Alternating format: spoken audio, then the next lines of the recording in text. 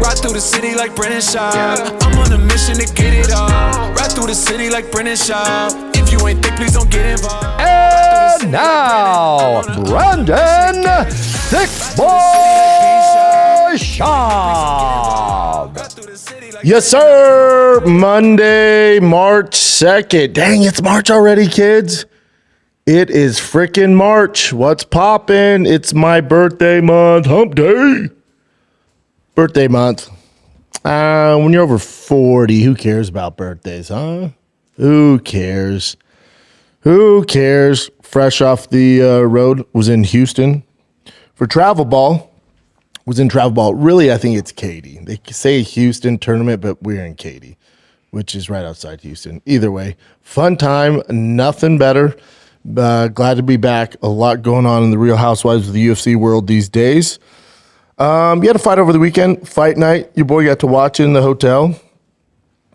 You know, fight night. It was all right. It was a fight night. Daniel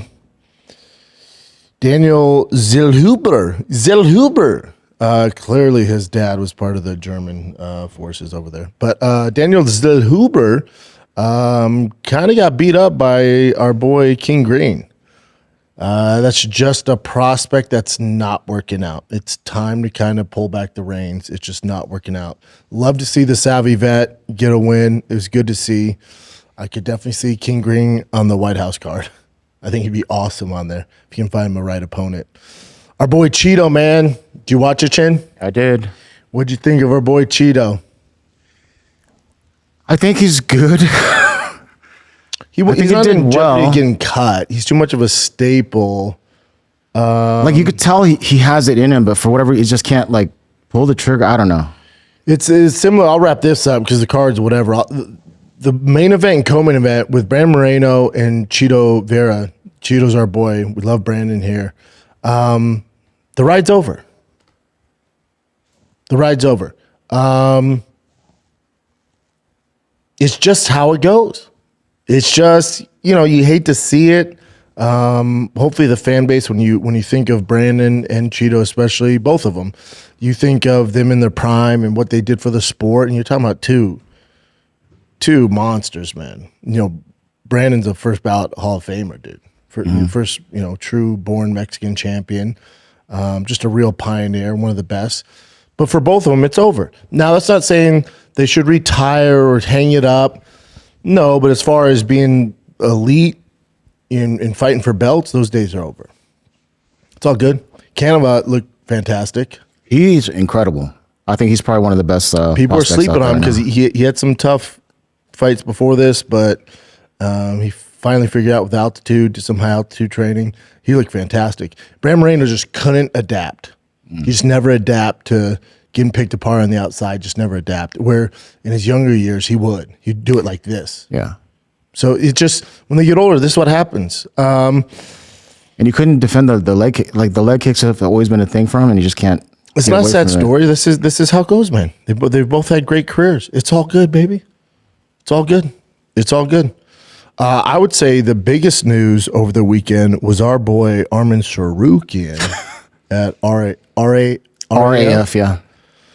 At RAF. We got a lot of questions. Thank you guys again for submitting your fan questions for today's show and Thursdays. Did you watch the whole thing, Chen? Because there was a lot of back and forth. Yeah. So what's wild about this is like I didn't expect to like it, but it was so controversial even from the beginning that they're slapping each other in the head. I was like, ooh, I was entertained. RFA don't mess around. It's weird, right? Because like, you guys know this. Wrestling's like, it's similar to baseball. There's no showboating. There's no really arrogance. Like that's kind of frowned upon. There's sure as hell none of this stuff. Like it's all about sportsmanship and respect. So when this stuff does come up, I'll say this. This isn't a bad thing for RAF. It's also, I don't think it might be a hot take. I don't think it's a bad thing for Arman either. I don't think it's a bad thing. I expected Arman to win, which he did. I just think he was really, really frustrated. He's a bit of a hothead. Oh my God, yes. He's a bit of a hothead. You want to watch it real quick? Sure. So he pushes him there. I can't tell if he actually landed that hit, but then he I think knees he hit him in him. the jaw.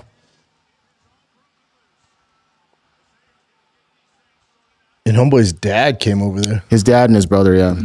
Good for them. Yeah, wrestling families are no joke. Again, it's not an awful thing for Armin. I think the issue is it's like another incident, but it's not in the UFC.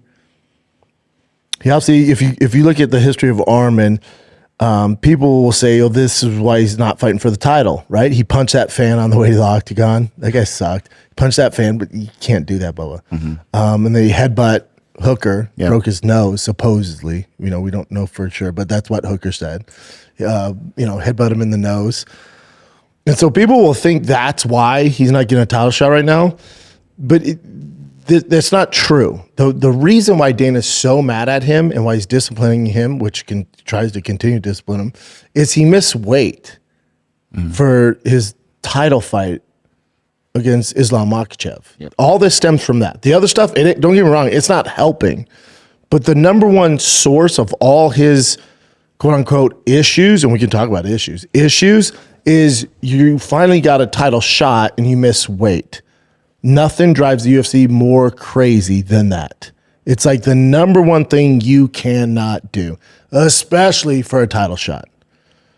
So they're disciplining him, and I told you guys a few shows ago, it was the best thing to happen to Armin because he's gone on, because we didn't really know Armin as a personality. We didn't know what type of person he was. You just think he's this like cold, person, English is okay. You don't know much about him. Oh, people think, another Daggy wrestler, Chechnyan wrestler, Georgian wrestler, just one of these guys.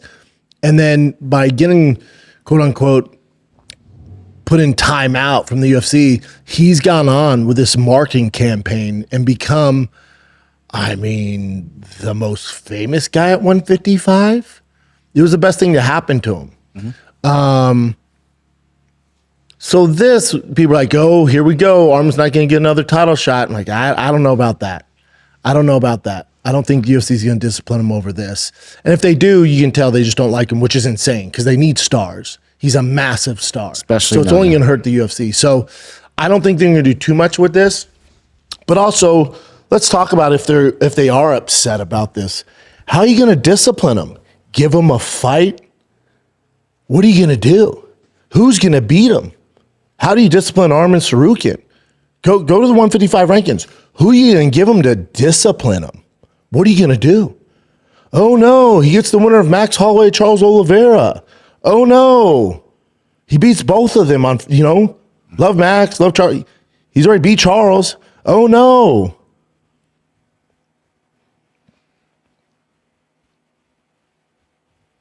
The only guy who has a shot to beat him is the champion, Ilia Topuria.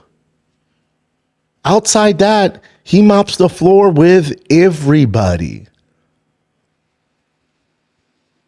And think about it. So if Ilia and Justin, that's the next fight, right? It might be on the White House, might not. They think it's going to be on the White House. Okay, so let's say it's not on the White House and it's sometime in June or July.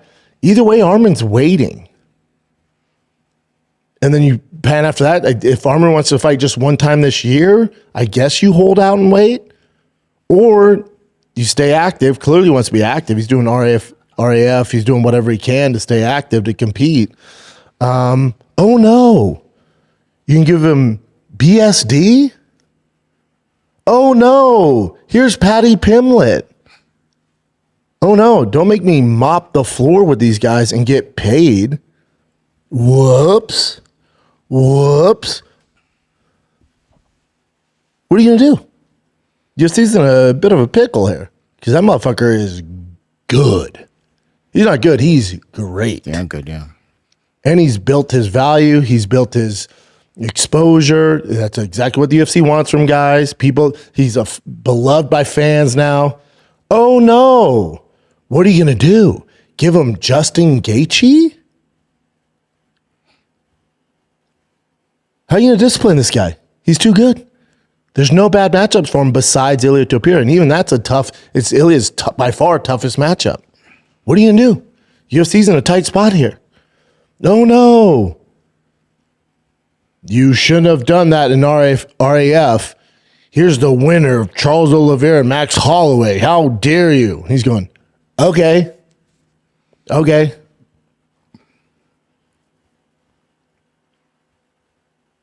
Yeah, there's no discipline in a guy like that. He's too good. He's too talented. And the UFC, my God, do they need stars? And you have one in Arman Sarukian. Yeah. Now, if they decide to sit him, which they are, and disciplining him, quote unquote, and he didn't do any of this, well, that's a different story. Then it works, and he learned his lesson. But he's gotten more famous. He's gotten more subscribers, more fans, more awareness. America's more familiar with him now. He's on these huge platforms. So it's the best thing that ever happened to him. And this just adds to the lore of him, you know? He's a wild boy. Motherfucker's a wild boy. He's never been more famous than right now. Never. And I've never wanted to watch him fight more than right now. Yeah, it's working. It's freaking working. Let's take a little break here, kids, and we'll jump right back into the Real Housewives of the UFC. Just all the chatter. I love a good origin story, and that's why my friends at Brooklyn Betting has one of my favorites. John, the founder, literally built this company from the ground up in Arizona without a college degree, just pure grit, intentional craftsmanship. You can actually feel the pride in every stitch of the mattresses. I love my Brooklyn Betting. They send one to the crib. I have my kids sleep on it. I have one for myself. They're just so damn good. It's steady underneath, soft on top. I love this bed. It's absolutely fantastic because I like it a little stiff, but it has to be soft. This is the perfect blend of both those. Brooklyn Bedding's handcraft every mattress in Arizona factory. No middlemen, no gimmicks.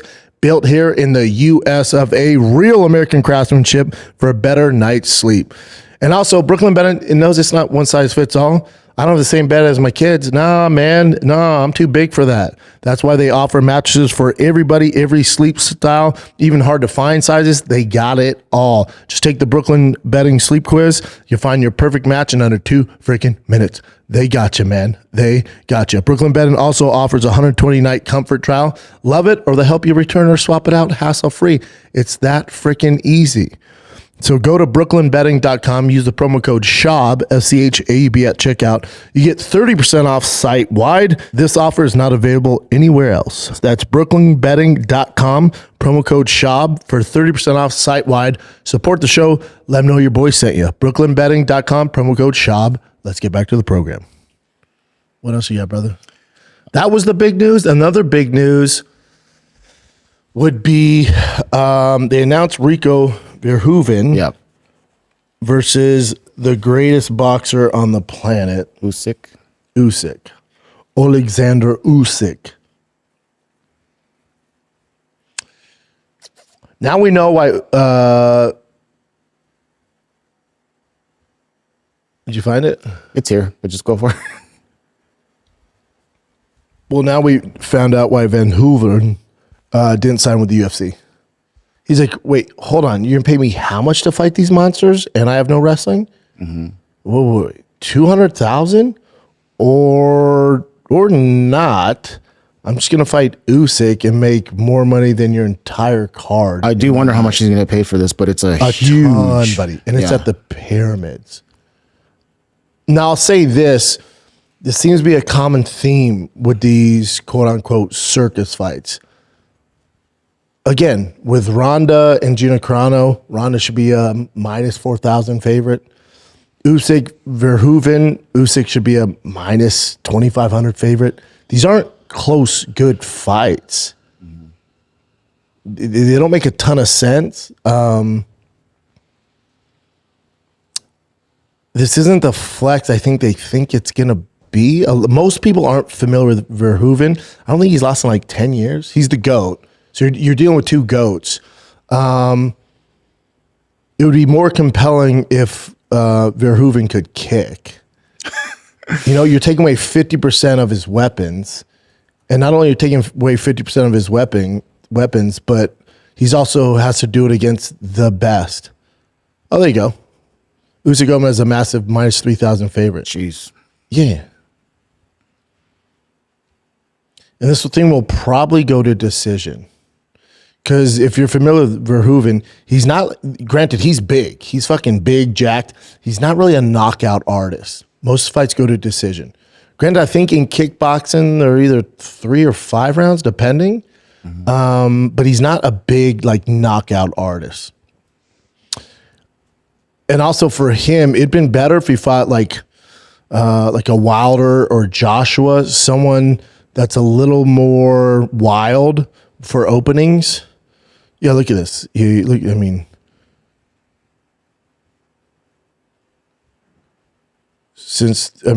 had a knockout since what are we looking at here? 2024.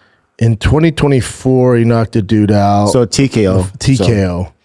But you can see all the TKOs, but mainly decisions. So he's had 1, 2, 3, 4, 5. 5 out of his last 6 fights are decisions against big heavyweights. So he's not like this crazy knockout artist, you know?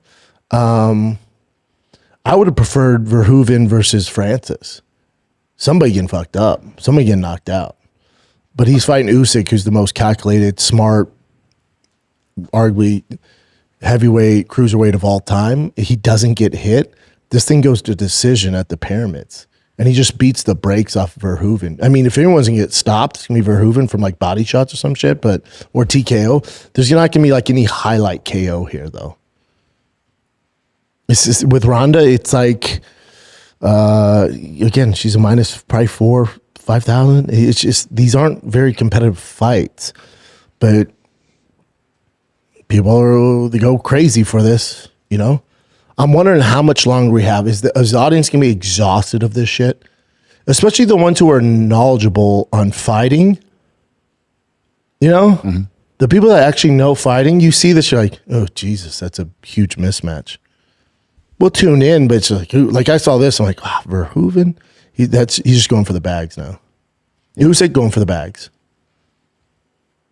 Like Verhoeven, Francis, you're like, ooh, that's fun. That's fun. For the Francis one, you're saying boxing or kickboxing? Boxing. That's fun. Francis, he's not the most efficient boxer. He's open to some shit. Verhoeven, again, not a professional boxer, but he's a kickboxer. Okay, something could happen in that. The odds are closer. And Francis is a knockout artist. Okay, I'm going to tune into that. That's a more fun fight. This ain't that. I mean, I love Usyk. Him and Fury are my faves, but Usyk runs circles around Verhoeven. Circles. Yeah, Verhoeven has held the title for basically 4,000 days. 13 successful title defenses. Yeah, he's the GOAT. But so you got 2 GOATs. So I guess that's interesting and compelling for people. But again, what were the odds? Minus 4,000? Mm-hmm. I think it was right. If that's what you're into, man. Minus 3,000. Okay. If that's what you're into, it's not that compelling to me. Rico, he has no chance to knock Usyk out. That's just not. He can avoid some of the very best power punchers in the world. He doesn't get hit. Anthony Joshua, Fury, he doesn't fucking get hit, dude. So you think Rico's going to do it? And you're taking away 50% of his tools? Silly fight. I'll watch it, though. And they decided it would be for the WBC heavyweight title. So that's that. So you can see why Rico, everyone's like, I thought he was signing with the UFC. He's like, wait. You're going to pay me $175,000 and $175,000 if I win? And I got to fight Curtis Blades? Or I got to fight fucking, some of these monsters? What? No. I'm going to go fight Usyk in these super fights and make all the money. That's the problem. And that's why you're getting these fights. Mm-hmm. Also, neither of them are young. Like, if you notice at these super fights, think about it. Just go through the shit you're getting. Is this on Netflix too? Who knows? Sure. But just go, if you go through these quote unquote super fights we're getting, go through them, man. They're all old as shit, dude. Floyd Manny Pacquiao.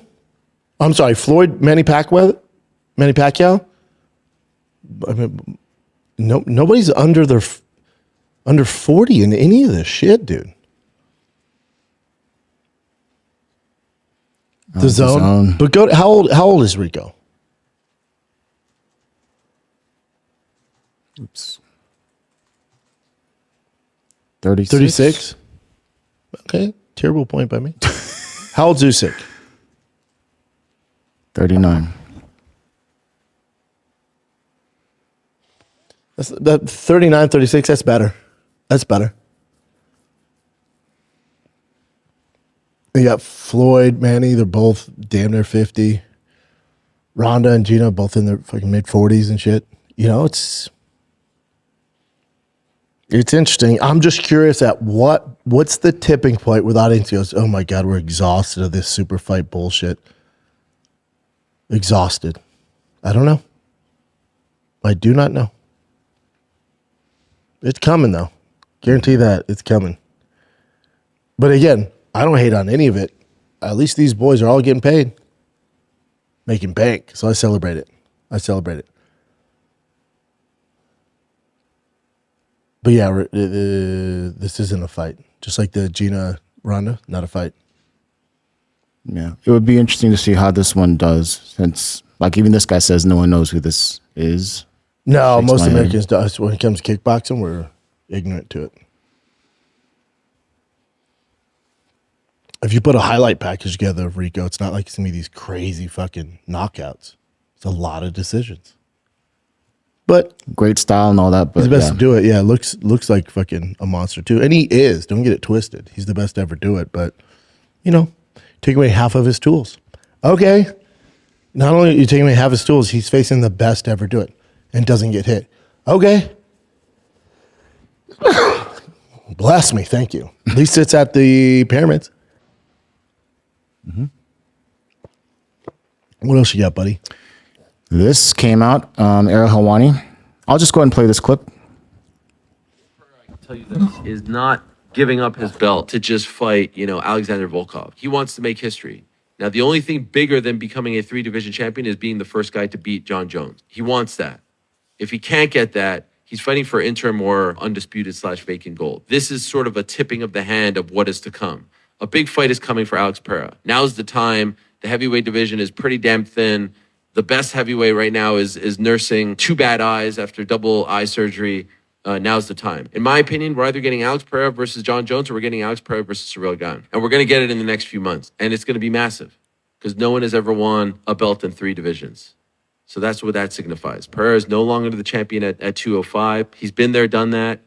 He's fought everyone there except for Carlos Hellberg, but it's not, again, no one was banging the drum there. Yeah, that doesn't do He's much beaten for Yuri his career. twice. Let him go for history. He's in his late 30s. I love this.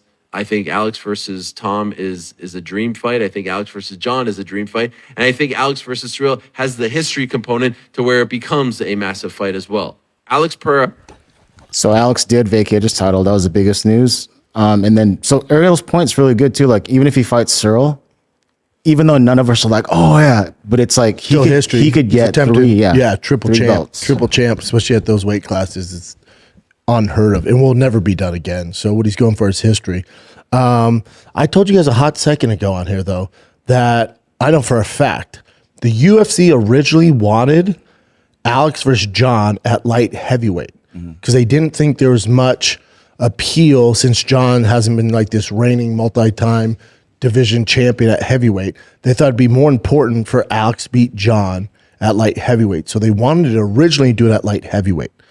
Jon apparently was not into it, wanted to do it at heavyweight. So now they're trying to figure out contractually with Jon the fight between him and Alex at the White House. Mm-hmm. And if for whatever reason there's hiccups in that, Ciryl Gane is ready to go. Yeah. And this is Jon. But I've been telling y'all this. I've been telling y'all this for weeks. I don't make this shit up. I got the most reliable sources in the UFC. What's this? This is Jon Jones announcing something here. I'm in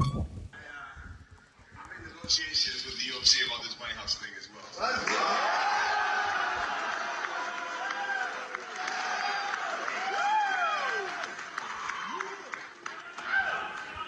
Very, very, very proud American.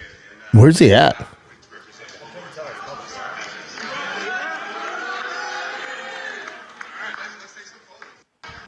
Yeah, he was just doing an appearance somewhere, but then he just announced there that he's in negotiations to fight at the White House. They've been in negotiations. You think the UFC's waiting? No, they've been in it. Maybe it's this close now to where he can talk about it. Yeah. He doesn't mention opponent. Yeah. Come on.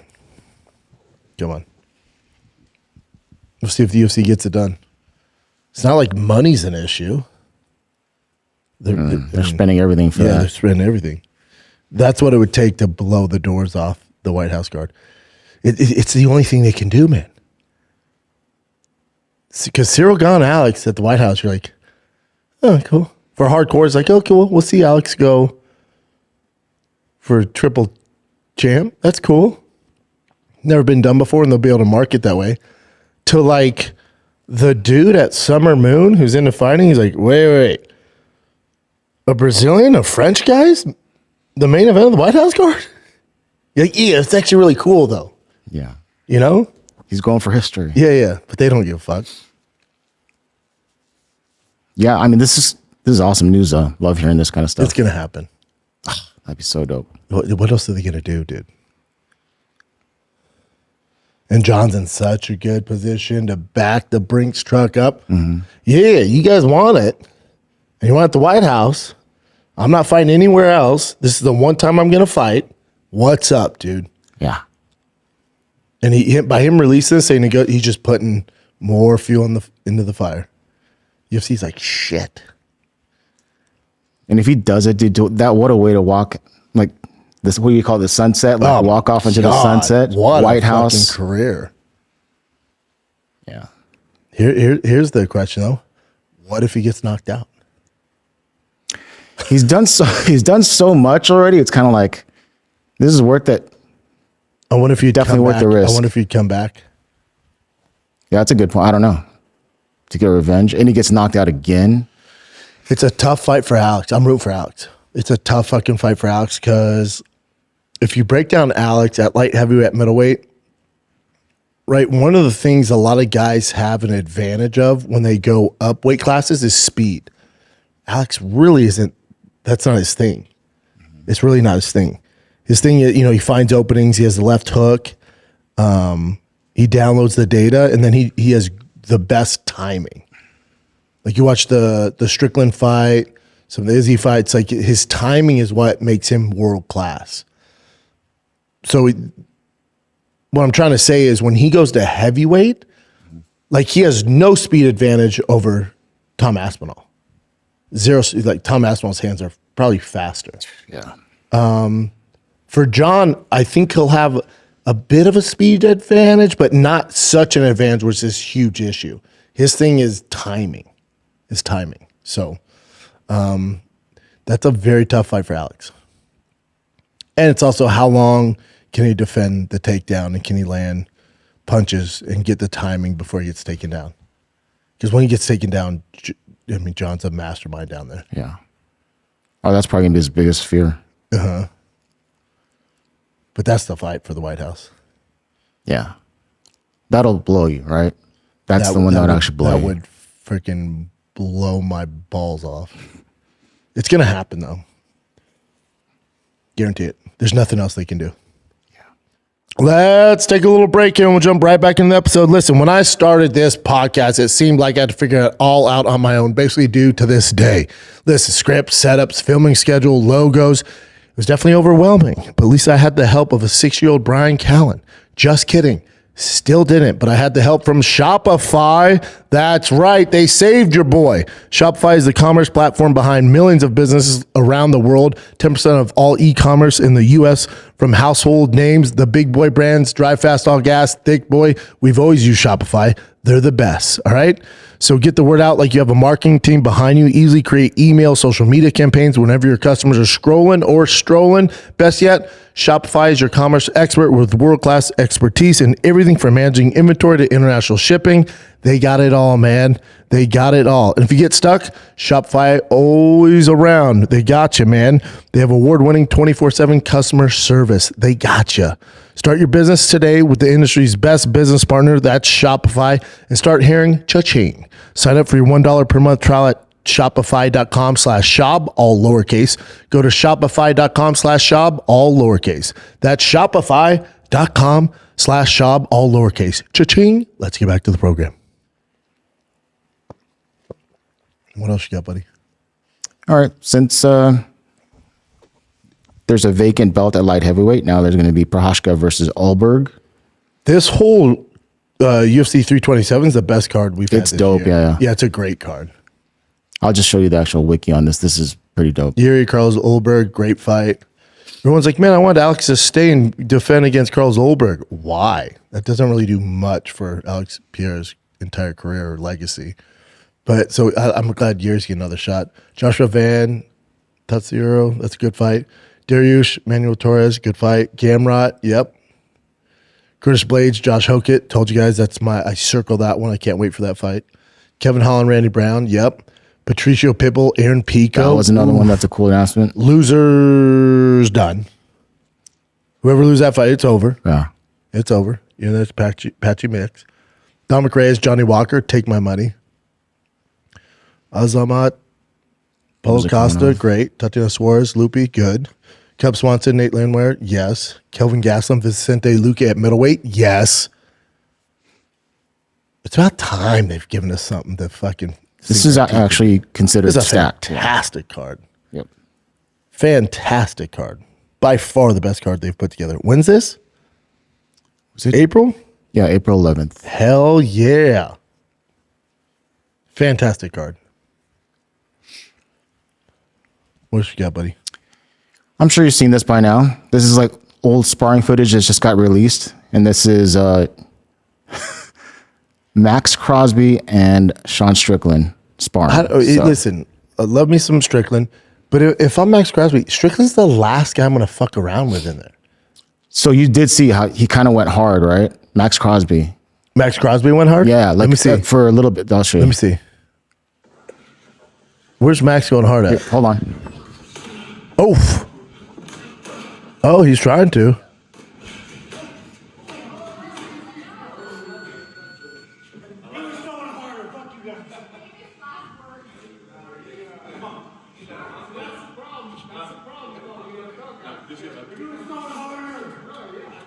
Max, buddy, why?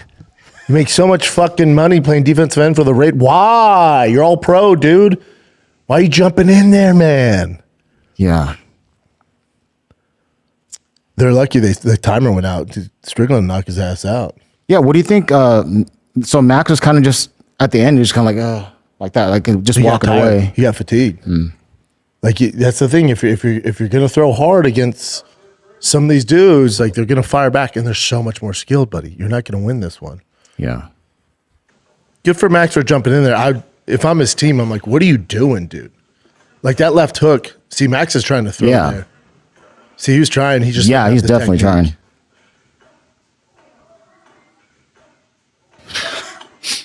Yeah, we'd have put him away.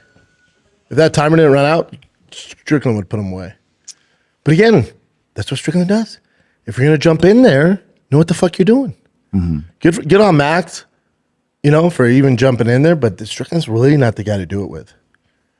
But then also, Max, if you're gonna go hard, Bubba, then now you're playing their game. Now you're jumping in the deep end. So be ready for the consequences. If I'm his team, I'm like, dude, what the fuck are you doing, dude? As in, just why are you even sparring in the first place? Yeah, no. If you're gonna jump in there, don't jump in there with Strickland, notoriously known for fucking dudes up in there. Yeah. Well, Max has balls. I get that, but you got to, dude, what do you make, $100 million a year playing defensive end for the Raiders? What are you doing? He probably got more concussions there than he did his entire fucking season. And yeah, that's only a little bit of what we saw. And for what? These guys think they can jump in there and fight in the UFC. It's like, you can't, dude. That's no different than Strickland being like, I think I'm going to play tight end for the fucking Raiders. No, you're not. It's so silly. But you guys just disrespect UFC fighters. They think it's easy. Yeah, well, he tested himself. That's pretty cool. All right, this is Sean Strickland behind the scenes with Dana White and Sean Shelby. Hold on. That's Hunter Campbell. Sorry, yeah, Hunter Campbell. Was it here? Yeah, there it is. Thanks for not firing me. Every time I do a press conference, I'm like, here we go. Let's see Hunter's name. Go, get ready. Let's talk about the gays. Let's talk about the trans. Sean, how's your day? He's always like, Sean, you need to shut the fuck up.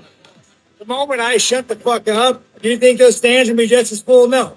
People either go because they love me or because they want me to die. But either way, they're buying tickets. That's a nightmare. Ask dumb shit, you're going to get dumb shit. It says 2 minutes later, but that's not accurate. But That's yeah, funny. Yeah. That's funny. No, the UFC loves it. Don't get Of twisted. course. They love it. Yeah. And this is Uncrowned, and they're talking to Michael Venom Page about, obviously Conor Benn getting that $50 million paycheck, and how does Michael feel about that? I wanted to ask you, with your ties to the UK, some of the biggest news last week was Conor Benn signing with Zuffa Boxing. What was your reaction when you saw him going over and the price tag attached with it? I feel like everyone's trying to get me in trouble here. Yeah, it's not something that I'm happy about. So Okay, so Still going? at the end of the day, at the end of the day, obviously Michael Venom Page is not happy. And then also someone posted this, which is, you talked about it before, how they're doing him wrong. So check out this list right here. So he embarrassed Holland. Yeah, I don't know his what's debut, going on with that. Lost a razor close decision to Gary. Went up fraud check because he beat Shara Bullet. Yeah. He was like the biggest thing. He said took Kenner to school in his last fight, and now he's fighting an unranked fighter. The only reason though is I agree he's getting screwed over, but he hasn't done great as far as like it's not very entertaining. I think all those are decisions. Even in his loss, like it's all decisions. With Cannair, he had him on the hook and then let him off, was messing around. So I think UFC's like, hey man, let's get going here. Look at that. Yeah. It's all decisions. And then they did sign him because he was such an exciting fighter, so they want to see that. Yes and no. He's never been like a crazy knockout artist, like back in the day he was, but against the elite competition, he's not really knocking cats out. You know what I'm saying? He's exciting. Like his flashy stuff that he does, like a snake and all that stuff. I always loved watching him.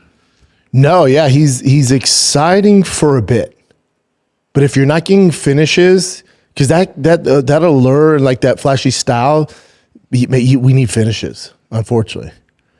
But I agree with him. Like, he beats Kevin Holland. That wasn't a fun fight. Machado Gary was whatever. Again, it's all decisions. Sure, Bullet decision. Sure, Cannair, you had him decision. I mean, he just felt like he has to win, but he got to win and you got to do it impressively. Yeah. So I think maybe they're like, man, it's all decisions. They just don't want that. But they're doing him dirty. Regardless, they're doing him dirty. Because at least he's winning, Most Bellator guys aren't even winning. At least he's winning. Yeah, I don't know how old this is or new this is, but this Hamzat and Luke Rockhold sparring. Yeah, he's tearing him up to the body.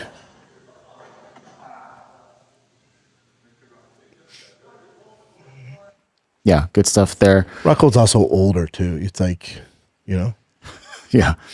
I brought that up because Hamzat also, someone has a complaint. Some Army veteran was saying that he met him at an airport. I believe this is in Dubai. And this is what he's saying right here. I'm a husband, father. This is one RJ Patterson. I'm a husband, father, and brother to many. That said, when we travel, nobody expects to be assaulted. Not only that, but as a fan, attempted to humbly approach a person to say hello to someone they follow. At around...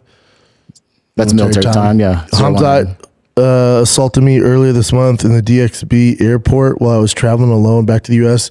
I was literally surrounded by him, and like 7 to 8 others when he decided to charge through and kick me in the chest. It's all on CCTV. No matter how early in the morning, no matter how hungover or intoxicated a professional UFC fighter is, nobody deserves this. I'm a 46-year-old vet. The stories and rumors about this guy's wild antics are true. The guy tried to take me out. There's no context though. It was just He just wanted to say hi to him, I guess. Maybe get kicked him in the chest. That's what he's saying. So it's an accusation. This is what I looked up as well. Yeah, so no response from Khamzat's camp. I don't think there's a formal thing or lawsuit or anything like that. It's just this guy saying that this is what happened. What initiated it though? He was the guy just like, hey, fan, and he just ran and kicked him in the chest. That's what he's saying. He said he wanted to say, he wanted to say hi to him because he's a fan of him.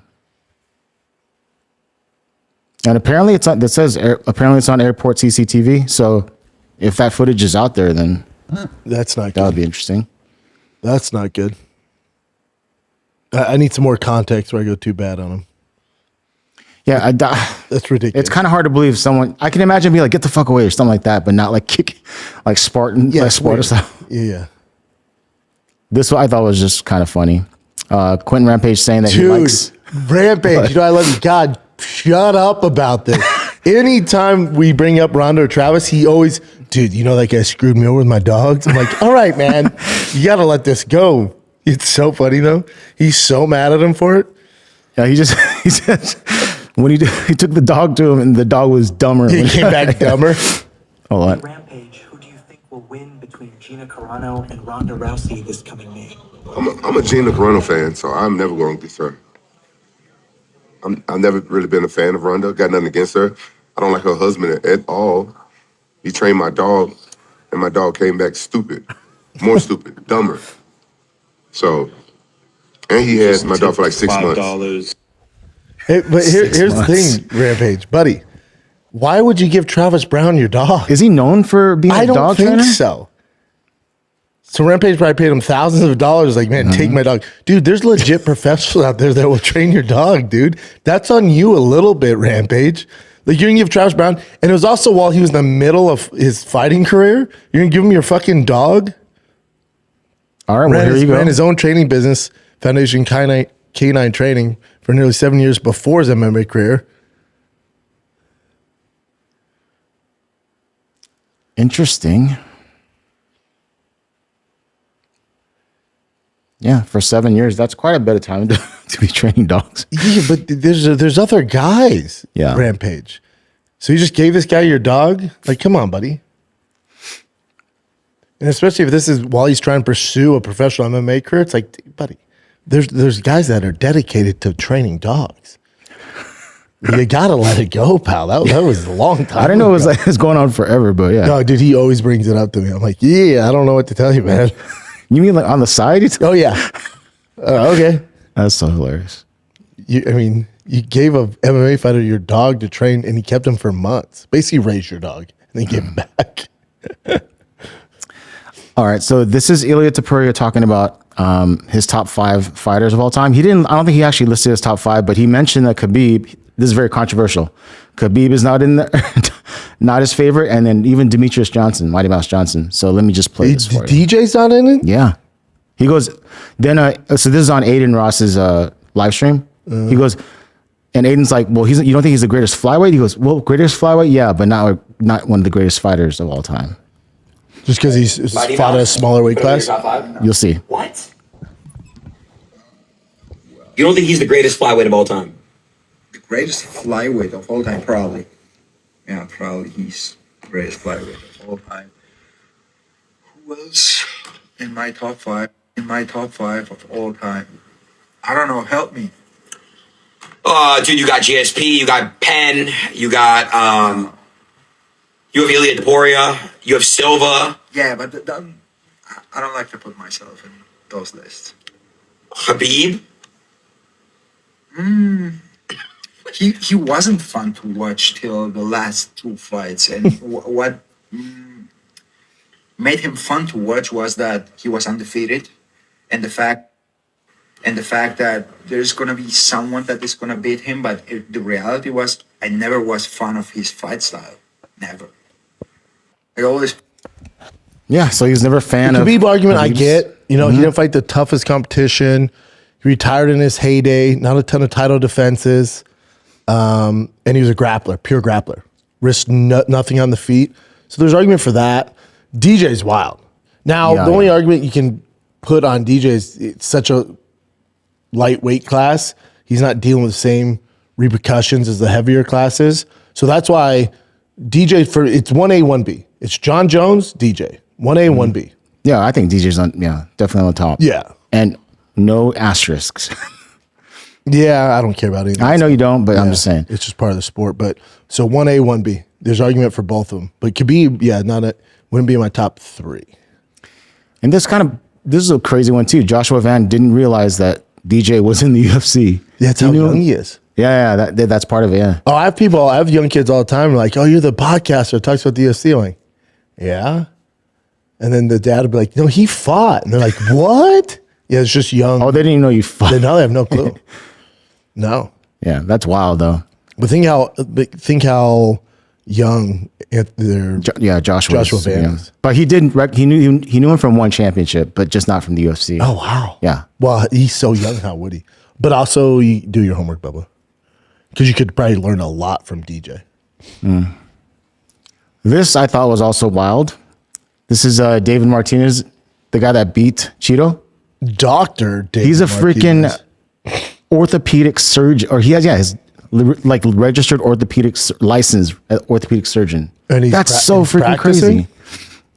I think hold on. By day, Combate Global Athlete at night.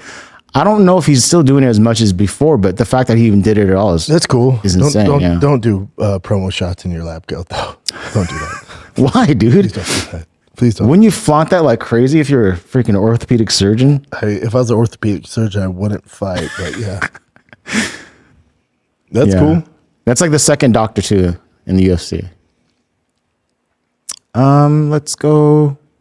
What was the declined? Is that Kamaru Usman DDP? Yeah, versus Hell DDP. Yeah. I'm with Usman on this. What? I'm not fighting his big ass. I was expecting a fucking title shot against Islam Makhachev. I don't want to fight DDP. Yeah, but he says it's because it wasn't meaningful, but we all know. Meaningful? Oh, no. That's just yeah. It's just a terrible fight for him. Also, UFC, what are you doing? This is just a silly one. I'm not silly. This is a real thing, but Alexander Volkanovski says that he's... Should we even talk about this, considering a vasectomy after having 4 children? Okay. Oh, yeah, he has 4 girls. You don't even keep on going. I'm done. I've said that a few times. I've said that the last couple of kids, but yeah, I'm definitely done now. You gonna get the surgery? You gonna get snipped? You know what? It's funny you say that. I do want to, but I'm worried about it affecting my career. So I'm worried. I don't know if it messes with your. I don't know, man. It doesn't. I'm not taking the risk, man. Brother. I ain't taking the risk. I'll tell you now. I'm stronger than I was ever in my life because it just dumps back into your scrotum. Like it's not like you're losing it. It's almost like you get to keep it instead of you pushing out of you. You actually gain more energy from Absorb it. There's some real bro science going on now, but listen to DJ because that dude has more energy than anybody I know. But then also, when you retire, you don't have to have a vasectomy. Just get on TRT. It destroyed my sperm count. Yeah, they said that if you want to have kids, then you got to get off TRT for a while. Destroyed it. Let's take a little break here. This episode of the Schaub Show is brought to you by Progressive Insurance. Fiscally responsible, financial genius, monetary magicians. These are things people say about drivers who switch their car insurance to Progressive and save hundreds. Because Progressive offers discounts for paying in full, owning a home, and more. Plus, you can count on their great customer service to help you when you need it, so your dollar goes a long way. Visit Progressive.com to see if you could save on car insurance. Progressive Casualty Insurance Company affiliates. Potential savings will vary. Not available in all states or situations. Progressive. Let's get back to the program. Pluto TV has thousands of free movies and TV shows. You swear? If I'm lying, I'm dying. This is the mindset. Free.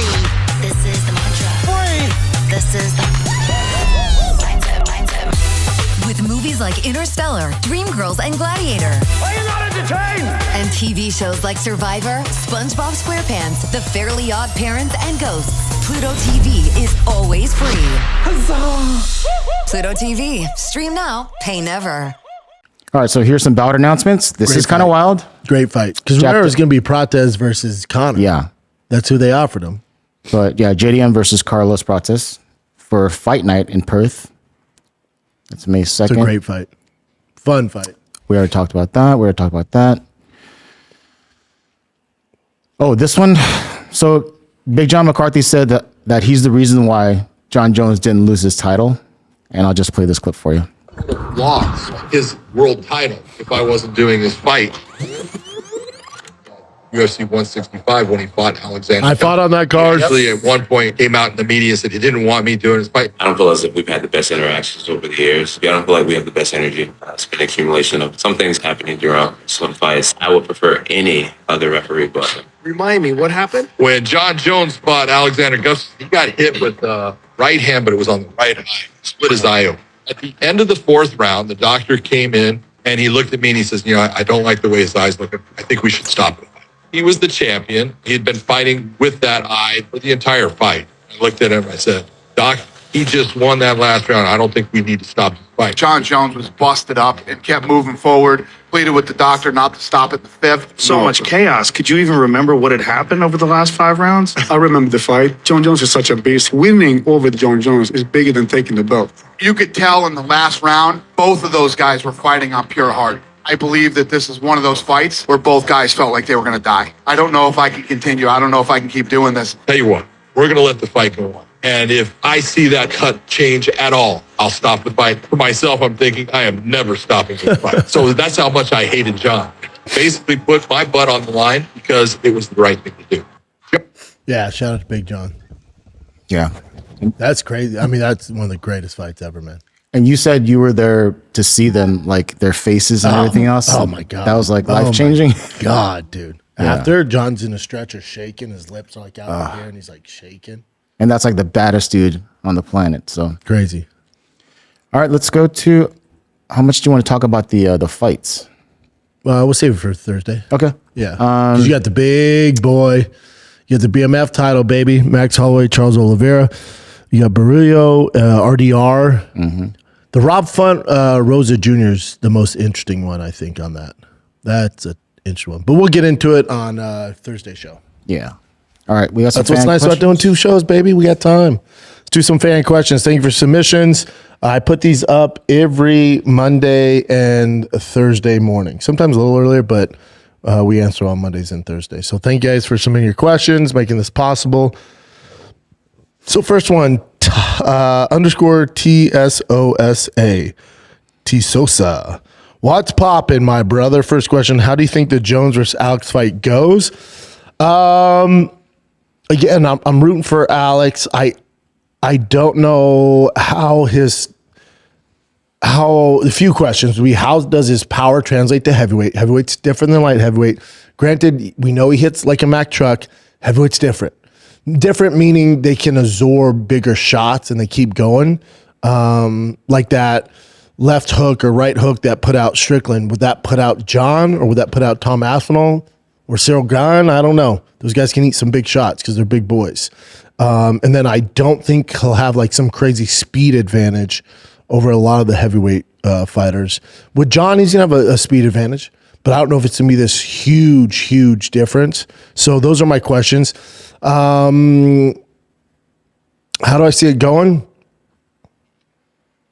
I think John's a favorite, and if he gets him down, he'll finish him in a crucifix elbow to the face and then stop the fight.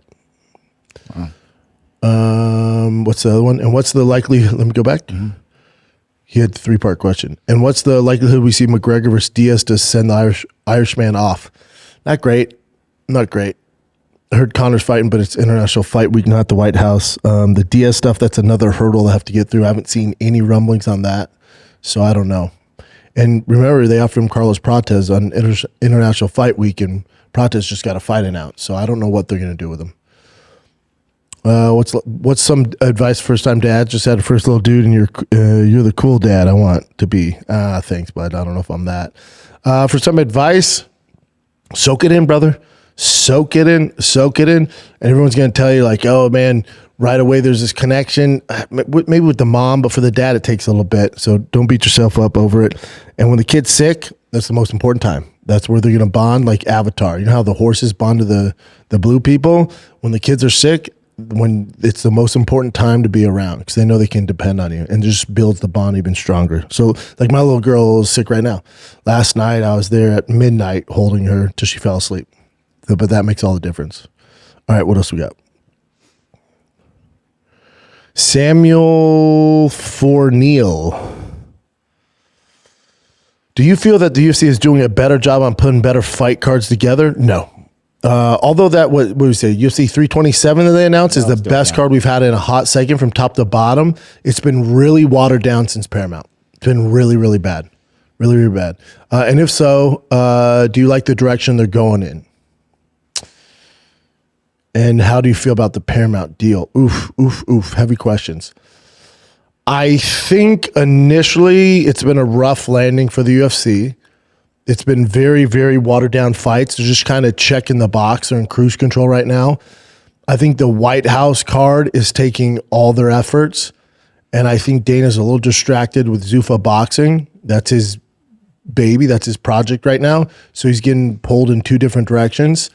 Until he starts focusing more on the UFC, I don't think it gets better because I do still, I know he said in court, I have nothing to do with it. That's not true. For the UFC to get to where, it used to be, you need Dana to give it more attention. I think Zuffa Boxing's kind of, they're doing their thing. They have a long way to go. But I think with the White House card, that's taken all the attention in the UFC. So I would say, I'm not willing to beat the UFC up yet about the Paramount deal. It's been a rough kind of takeoff. It's been pretty weak, but 327 gives me hope. Until they get through the White House card is going to be bananas, guarantee it. Until we see what the product's like after that, it's still up in the air. Now, after the UFC White House card, if we're still getting these watered down fight nights and shitty pay-per-views or main cards like the numbered events are bad, then that should cause some red flags. But until we get through the White House card, I'm not ready to tear into the UFC. Because I know that's taken all their effort, all their energy, all the matchups. It's holding up cards, holding up main events, it's holding up the divisions. So until they get over that hump, which is taking all their energy, I'm not ready to tear into them yet. I like not paying for pay-per-view, though. It's the best. C. Diggin. If you watch the Armin versus Giorgio match, I want to hear your take on the Schaub Show. I gave it, listen, Giorgio, I love what he's doing, especially for wrestling. His take me down, get 1,000 is brilliant, and he's so entertaining, and you can tell he's a good person, and he's a hell of a wrestler. But when it comes to Armin, like that Giorgio kid was good. He wasn't like world class, like a Bo Nickel or some of these other big names in the UFC. It shows you the level Armin's at. I doubt Armin trained that much wrestling to get ready for that fight. He's definitely beat better guys than Giorgio. Giorgio did better than I thought too. Like he's really, really talented. So I like that Giorgio kid. It's him losing doesn't hurt his appeal or anything like that. If anything, this just builds him up. Do I think the fight was real? Yes. Seemed a little quick for Giorgio to be promoting the next match, but it looked real in the moment. That's real. It's also wrestling. It's not like fighting. It's wrestling. So you move on to the next one. A question for you for that wrestling match. So Armin kind of ran outside in that circle, and then he took him down. Is that considered a real takedown? I don't know how that works. You mean he went outside? Outside, and was a takedown outside? Yeah, outside the circle. In traditional, if this is NCAA, no. Okay. But I think because they're in RAF, he's good. But I don't think Giorgio considers a takedown. Yeah. Which is good for him. Keep doing your thing. I like that kid. Jakester 2350. If Max beats Charles, would you rather see him fight Conor? If Max beat Charles, okay. Would you rather see him fight Conor for a BMF title or wait to see if he can get a shot at 155 later this year? No, I don't want to see Max fight Ilya. I would love to see Max versus Conor at the White House or, even International Fight Week. Max versus Conor makes sense for both guys. I don't want to see Conor versus Ilya. I don't want to see Max versus Ilya. Ilya's in his prime. He hits like a fucking Mack truck. He keeps taking out these legends. This has got to stop. He's going to do it to Justin Gaethje. I love Justin. He's going to do it to Justin at the White House probably. So I'd much for Ilya. We got to stop with him just taking out these older legends. I'd much rather see him fight Arman Tsarukyan, another guy in his prime, tough matchup. That's who a champion should be fighting. He's done the fights to give him the big name and give him the mainstream. Now it's time to fight the real contenders like Arman. And then after that, it's whatever you want to do. But you got to fight Arman, I think, to be considered the legit 155 baddest man on the planet.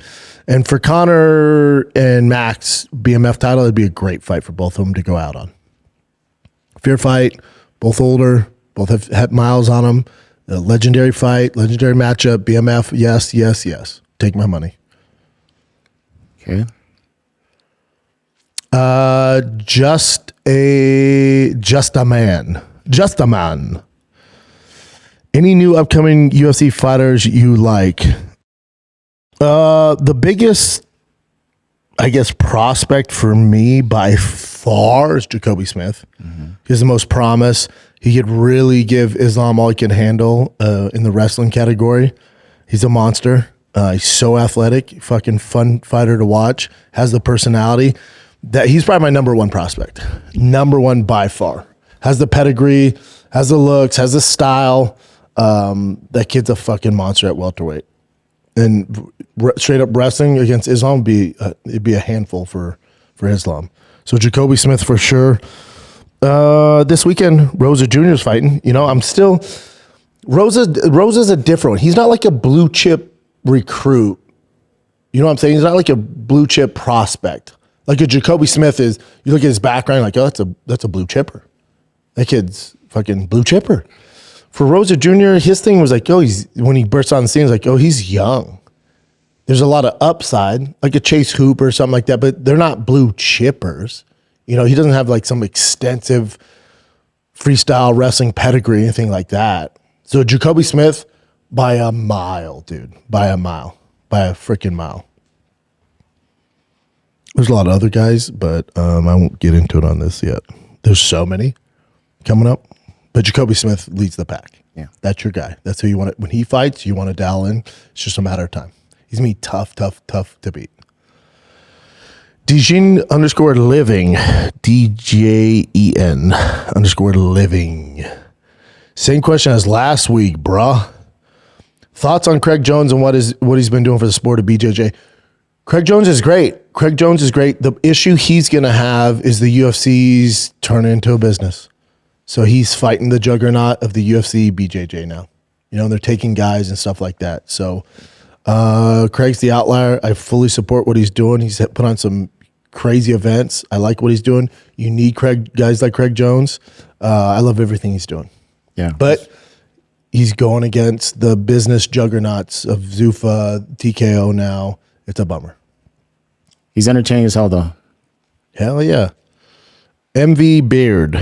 BAIRD. MV Miriam? Miriam, yeah. Oh, it's a lady. It's a girl. We don't get a lot of lady questions.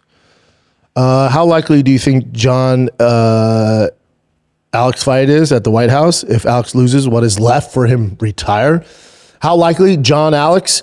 95% chance that happens. What else? If you think about the White House card, what else are they going to do to blow us away? Cyril Gane, Alex doesn't do it. It doesn't do it. Oh, French and Brazilians main event of the White House card? That doesn't do it for a lot of people. It has to be John versus Alex. I think it does get done. It's a money thing. John's in. Alex is in. It's a money thing. They'll figure it out for this White House card. One-time deal. Probably John's last fight. Great question. If Alex loses, what's left for him?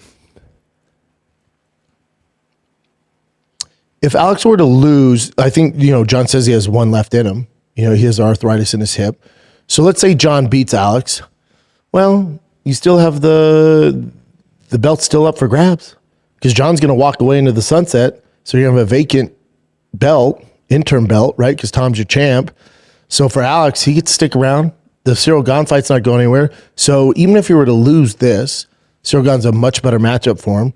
So he loses this. Okay, didn't go my way. John retired. The Cyril Gane fight's still there for the interim heavyweight championship. He's still a triple champ. So for Alex, it's a win-win, to be honest. You don't have much to lose. You're shooting for the moon, but you're probably going to land on the stars. And what's the stars? Okay, I lose to Jon at the White House. More press than ever. Bigger name for Alex. You lost to the greatest to ever do it. You got taken down. He's not going to get knocked out on the feet. So you got taken down. All right, grappling's not your thing. That sucks. Jon retires. 3-4 months from now, here's Cyril Gane for the interim heavyweight title. He beats Cyril Gane. Okay, now you're living, top of Mount Everest, heavyweight, triple champ. You accomplished everything you want to do. Now Tom Aspinall is back from eye surgery. Here's Tom versus Alex. Tough matchup for Alex, but still, there you go. Yeah, lots to look forward to. Yeah, I don't think he retires. Now, he should retire if Jon was young and he's just going to be this reigning champ because you're never going to beat him. You don't have the skill set to do it. But he's walking out. He said, I have one left. So this is good. Alex cannot lose in this situation. It's a perfect situation to put yourself in. My boy, Ibarra Fitness. If you want to get your ass in shape, you're in the LA area, this is your guy. Biggest rival in the UFC, in your opinion, not being Khabib and McGregor. You're saying currently? Also, this is the winner of the Mustang, by the way. Oh, shit. You won my Dark Horse Mustang. Also, the Mustang's being well kept, loving every drive. My daughter's favorite thing to do is go on a ride. Hope you and the family are doing well. Yeah, love this dude. He's great. If you need to get your ass in shape, you're in LA, hit him up. Biggest rivalry in the UFC, in your opinion, not being Khabib McGregor. Currently, it's going to be Strickland Khamzat. By far. That fight happens more than once, I bet. That fight happens more than once. I think the press conference, just the lead up going into that, it's going to be so hostile. Apparently, Khamzat seems to have anger issues as well, like Armin. So there's going to be so much malarkey, mayhem going into that. It's very similar to Khabib McGregor, right? It's going to get super dark, over the line, which fans in the UFC love. So Strickland Khamzat, that's your cup of tea. That'll do it. Mm-hmm. Is that it, brother? That's it. All right, kids. Thanks for watching. Love you guys. Thanks for tuning in. You have the big UFC, was it 326? Should be 326, because the one I love is 327. Yes, sir. So you have 326 BMF title is on the line this Saturday. We will break that down on Thursday's show for you guys. So hopefully you're enjoying this. We're moving the show to Tuesdays. So every Tuesday, Friday, Sunday. 3 days a week, baby. We cooking. Thank you guys. Love you guys. Thanks for watching. You guys make this possible. The fan questions. Thank you guys for the submissions. We'll keep it rolling. If you have more questions, fire them away. I'll save them for Thursday's show. Love you guys. Like, subscribe, do the thing, share it out there. And that's it, man. I'll see you guys on Thursday. I'm out.